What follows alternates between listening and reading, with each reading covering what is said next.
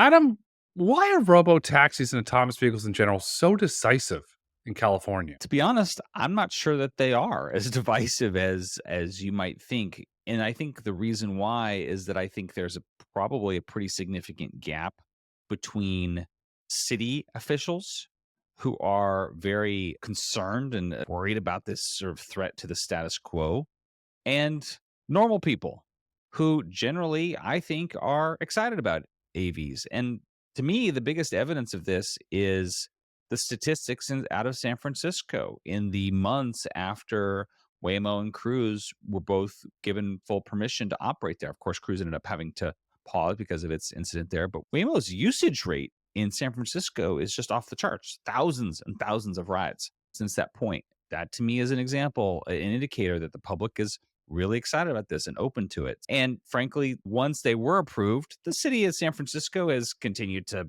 sue the California PUC over its approval, but they stopped collecting these horror stories, supposed horror stories about Waymo's blocking fire engines and police engines. And I just think we'll look back on that as we will with LA, and we'll say, why did we ever worry about that? Is it just politicians and elected officials just trying to protect special interest or the status quo? They're not willing to be progressive or innovate. San Francisco is a very progressive city, but yet it seems that they're not allowing the progression of the technology that's going to have a positive impact on their city to move forward. Look, I before I started Chamber of Progress, I worked at Lime, one of the scooter companies, and so had experience working with cities on this similar set of issues.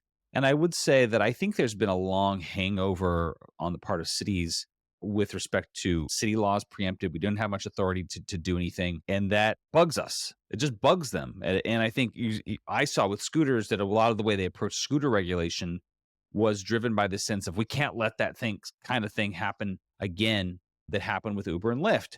And I think there's a little bit of that with AVs too. The sense of, oh, this really should be a city decision, not purely a state one. And again, if you look at Waymo's application in Los Angeles to the PUC, the only meaningful opposition it got was really from cities, the city of LA. And of course, they did their expansion to San Francisco Peninsula. It was cities and counties. There were something like 50 plus letters of support from community organizations and other organizations. It was overwhelmingly in support. And so I just think in some ways, this is such a threat to the status quo that unfortunately city leaders in both LA and San Francisco have resisted. Now, it doesn't have to be this way. You look at Phoenix, where Waymo's been operating, Mayor Keke very, very pro AV. Mhm. And arguably, their stance has allowed Phoenix to become really the leader, the early leader in autonomous vehicles operation. And they even extends to Scottsdale. I remember we're probably going back 7, 8 years. Mary Lane of Scottsdale was very welcoming to the Waymo technology. Initially, it was initially in Scottsdale, it was in the greater Phoenix, and it worked its way to Scottsdale. But look at the tremendous impact that it's had on, I'll call it the greater Phoenix metro region. I asked their Chamber of Commerce, can I get data on travel? I started to see all these really interesting tweets and videos online. Hey, we're going to Phoenix. We're going to go on a guy's golf vacation. And guess what? We got to ride in the Waymo vehicle. It became part of a tourism. I'd love to see data around what is the economic impact from a tourism. It's making individuals want to go to the Phoenix, Scottsdale area to ride in the Waymo, to go on a golf trip, or to go on a spa vacation. It's really interesting there. But on the other side, the vehicles don't get distracted. They don't get drunk. And drunk driving is a huge epidemic. We have the cell phone issue. People stare distracted. Vehicles don't get distracted. And then we have the issue which is starting to emerge, and there's government data emerging out of NHTSA, is driving while high. The vehicles don't.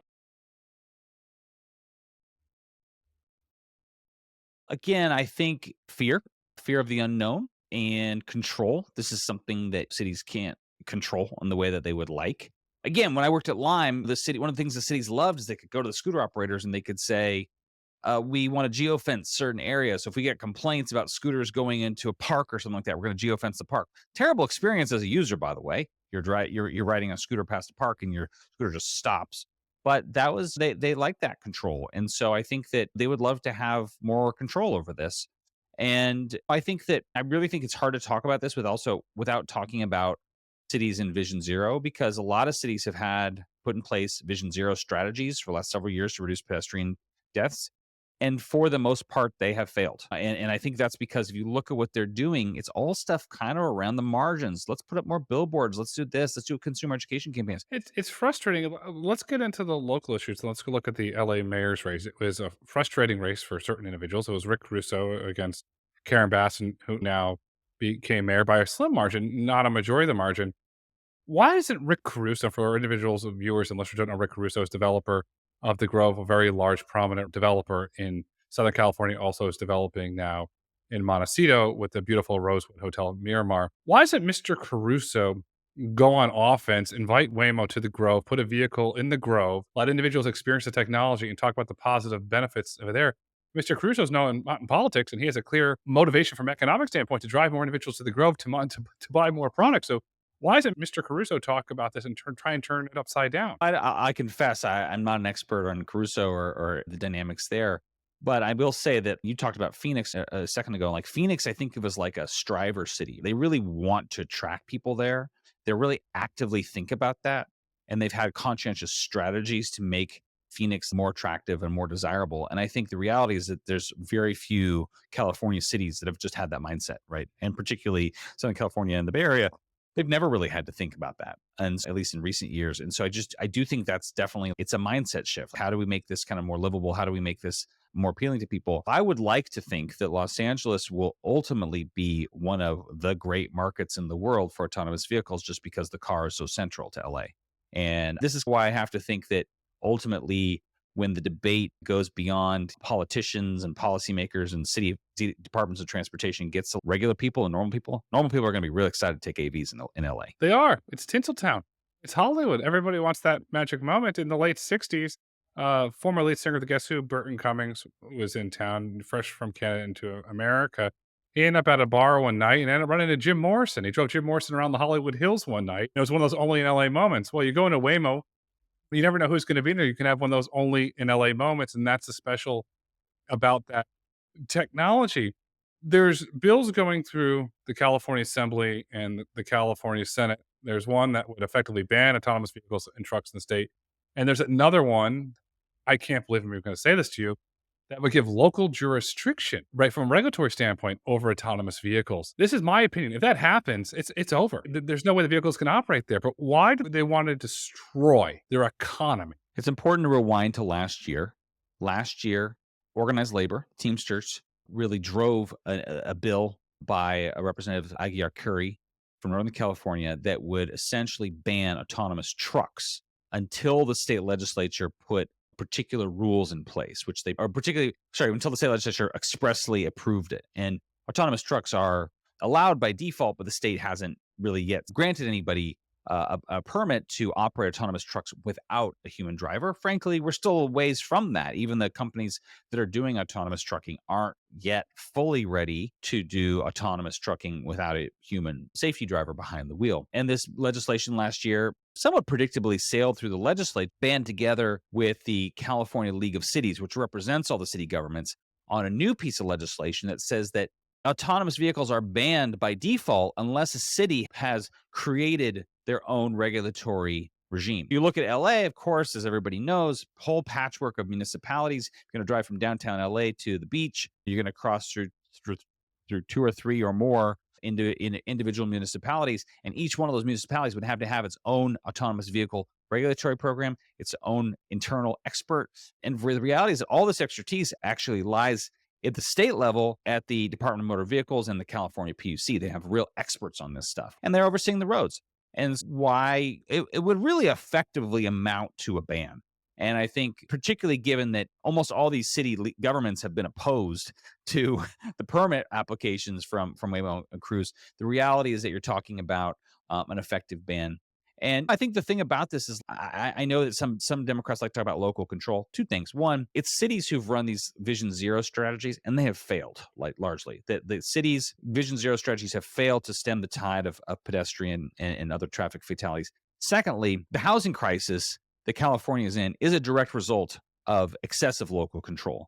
And starting 2 or 3 years ago, the state legislature finally got so fed up with cities that it's basically preempted them on most zoning things and demanded that cities control. I think frankly, the traffic death crisis should be taken as seriously as the housing crisis in terms of the legislature not giving more authority to cities to be obstinate and really NIMBY-ish about both autonomous vehicles and housing, but really to embrace technology that's going to make things better in terms of safety. I went to a political event recently, and I raised my hand and I asked this individual running for an elected office. I said, he said, "Do you have a question?" I said, "Yes." I said, "When does common sense come into play of what you're proposing?"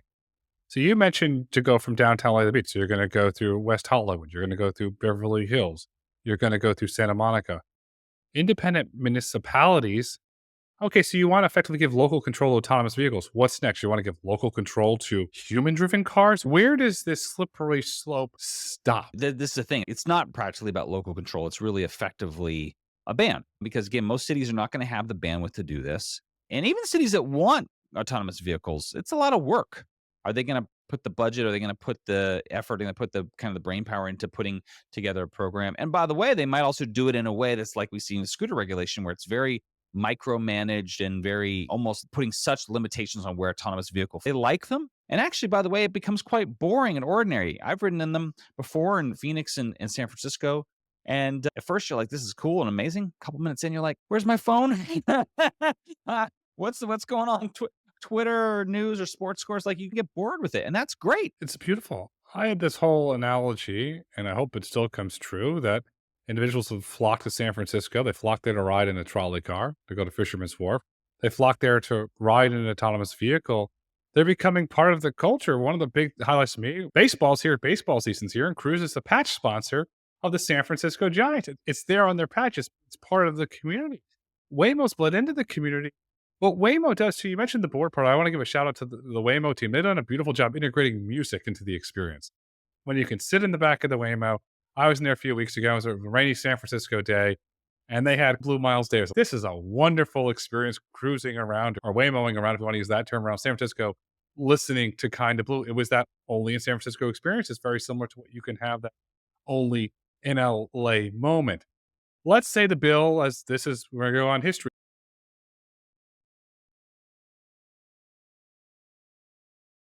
I hope we would. I think there's a weird dynamic in the legislature, frankly, where the fact that there's a somewhat dysfunction.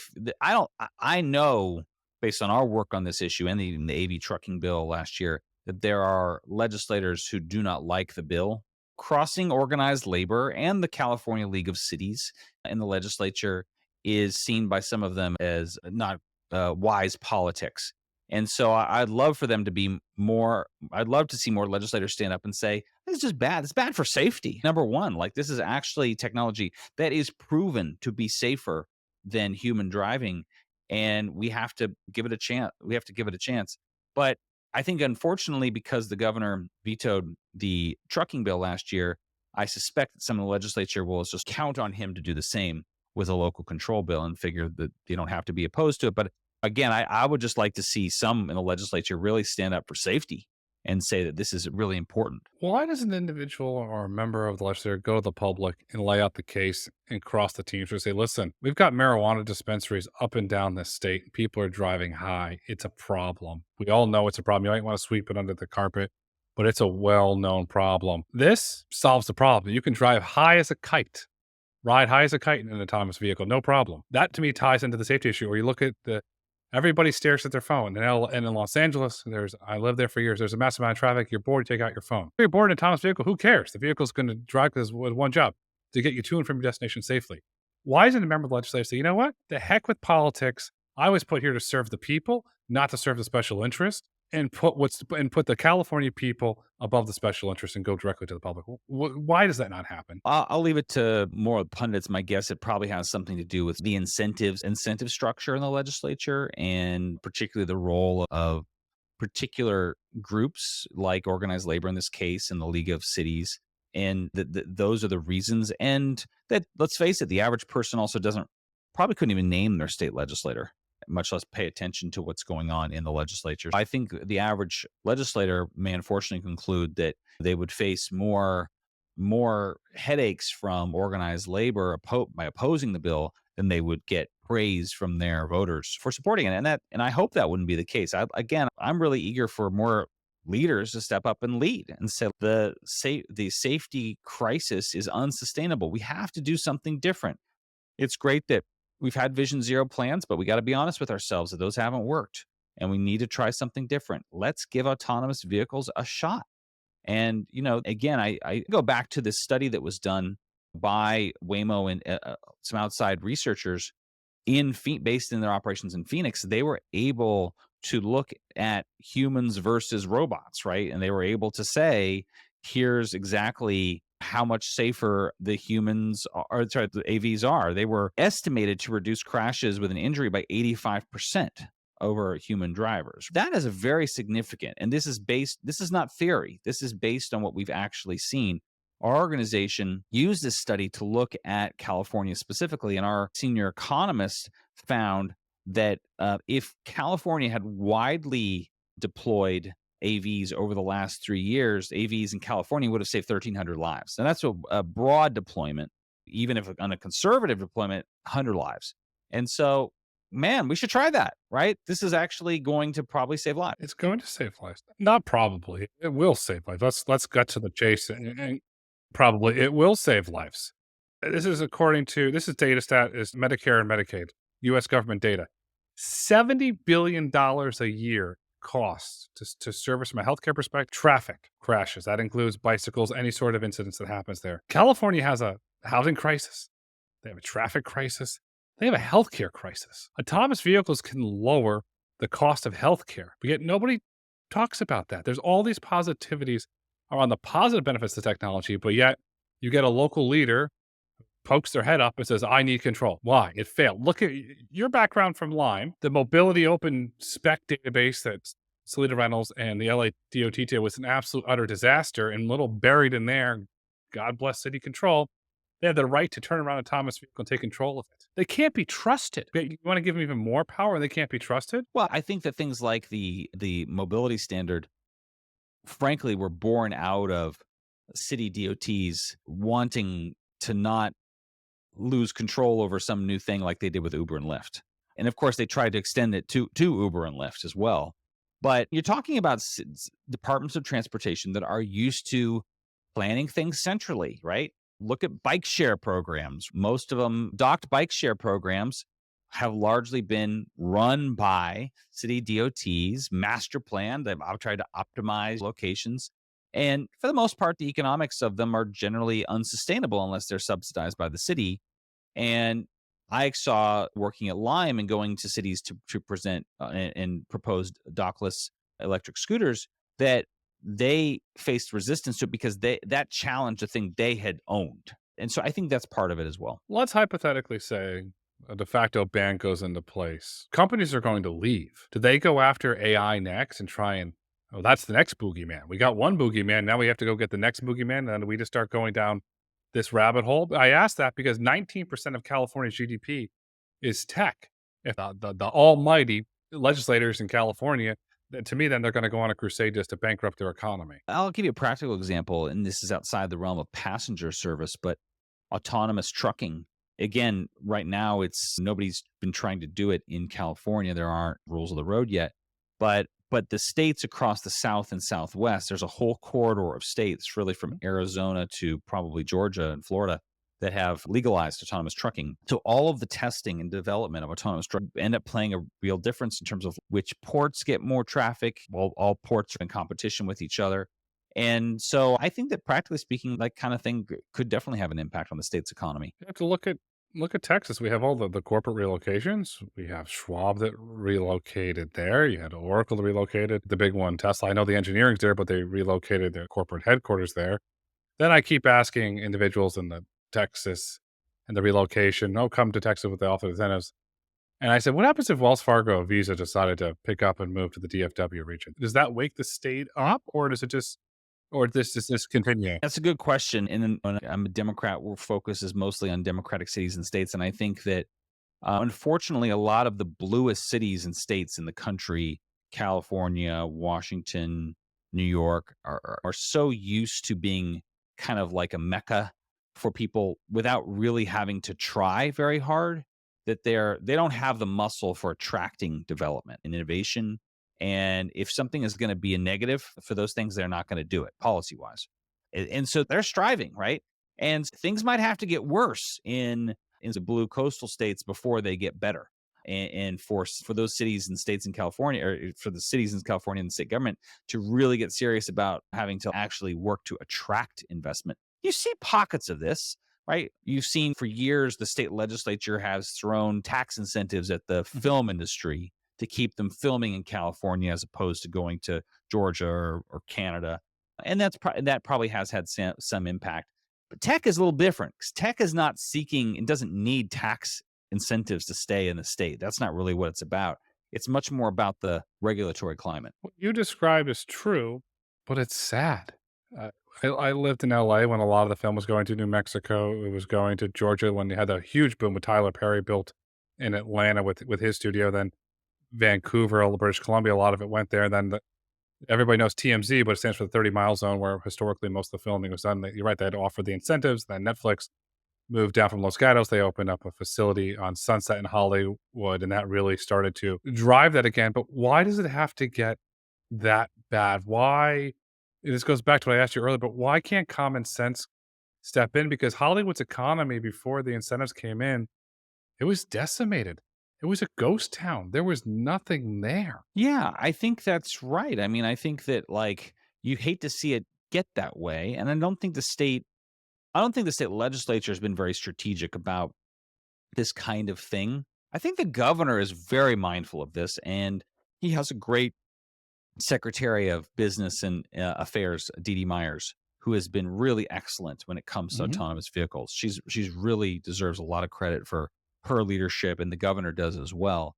And I think that, for example, the state's in a budget crisis right now, right? The revenue to the state is way down, and the legislature is very focused on budget cuts and it's going to have to make cuts to particularly social safety net spending programs, which is largely K through 12 education, college, health, things like that.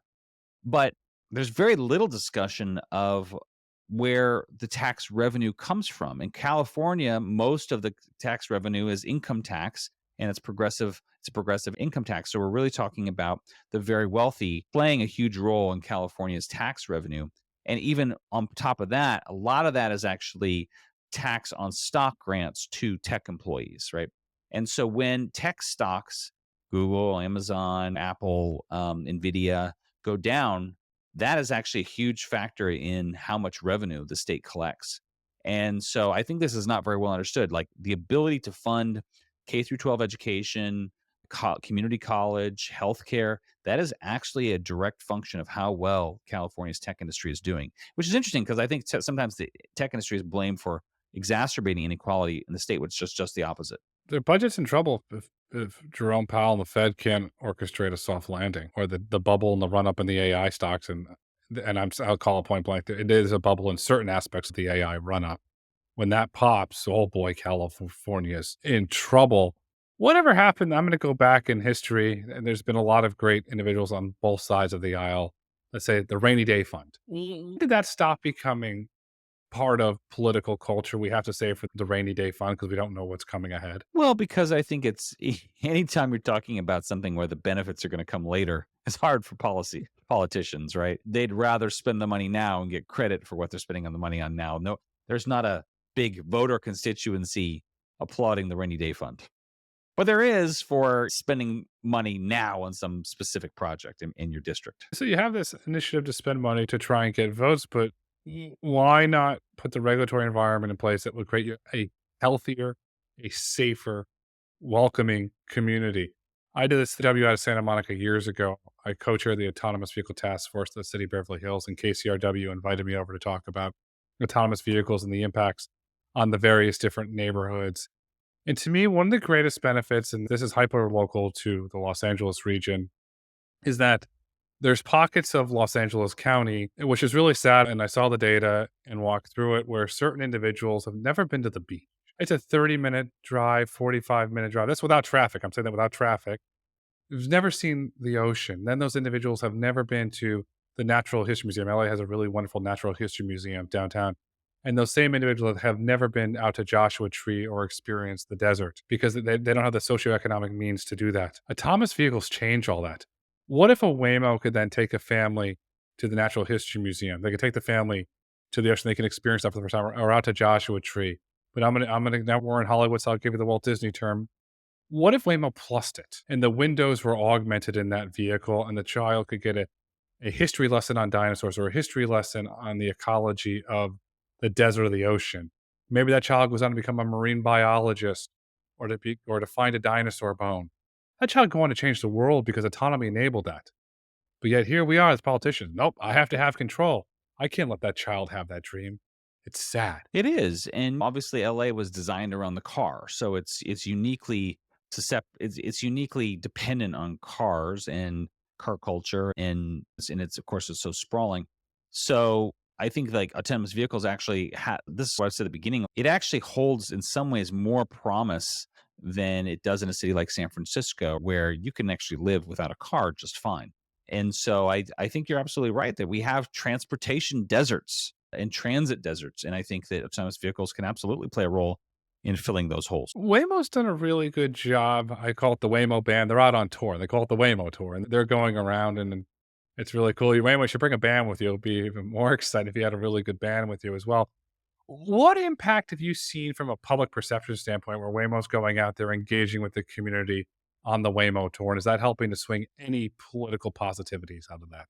I think Waymo and Cruise, by the way, have done a good job with this in terms of recruiting and helping others be a part of the AV success story. Both companies and their applications in San Francisco had a lot of support from community organizations. Waymo had a lot of support in its LA application from community organizations.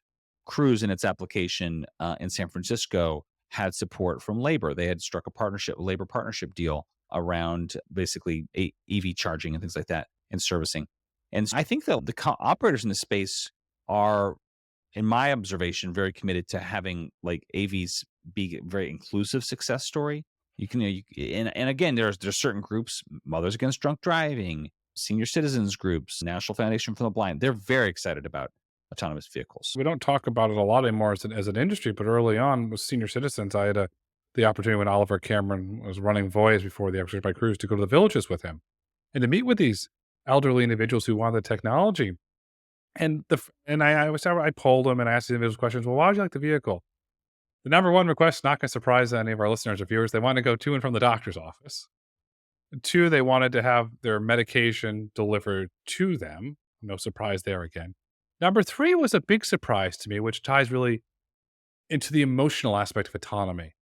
They wanted the vehicle to be able to pick and drop their kids off at the airport so they can come visit them on our holidays because they were afraid to drive that hour and a half to the Orlando airport. And they were afraid to put them in a vehicle with a driver because they didn't know necessarily who that driver was. But if there's no driver, they would feel comfortable. That's a really meaningful, positive impact. Yeah, absolutely. Absolutely.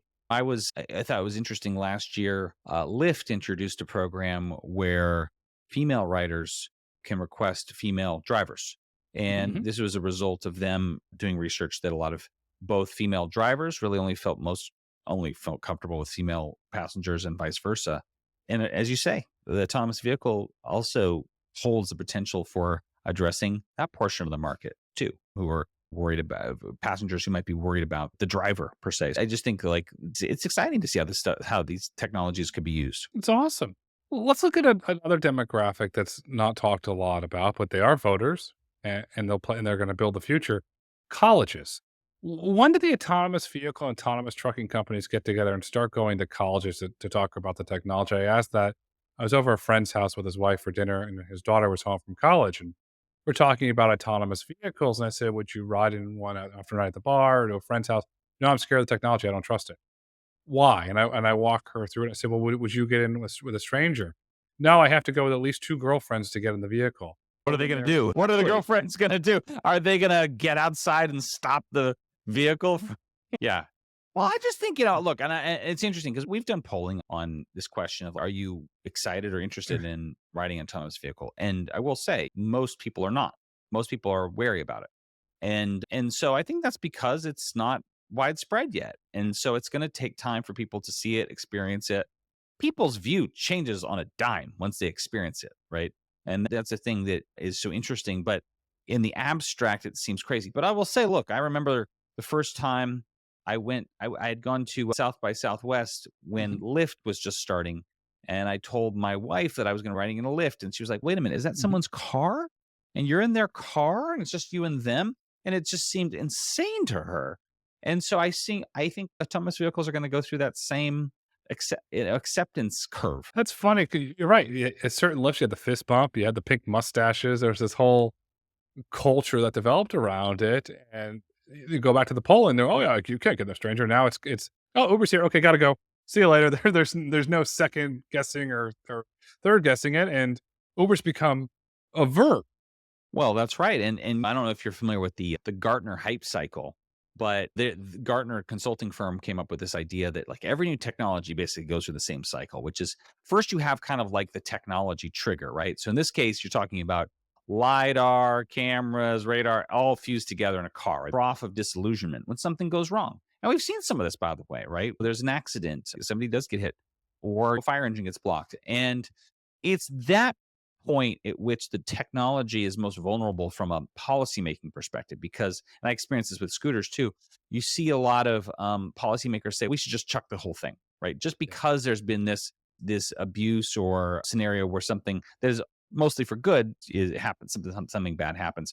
But then ideally you kind of exit that trough of disillusionment into what they call the plateau of productivity, where you say, look, this thing is nearly as amazing as the hype suggested, nor is it as awful as the haters suggested. It's somewhere in the middle. And we get there through appropriate regulation where you encourage the good and you cabin the bad. Yeah, no, you're right, because right now, autonomous vehicles are a state issue. When do they become a federal issue? We've had the lot of Dingle bill several times. We had Catherine Morris Rogers introduce one years ago.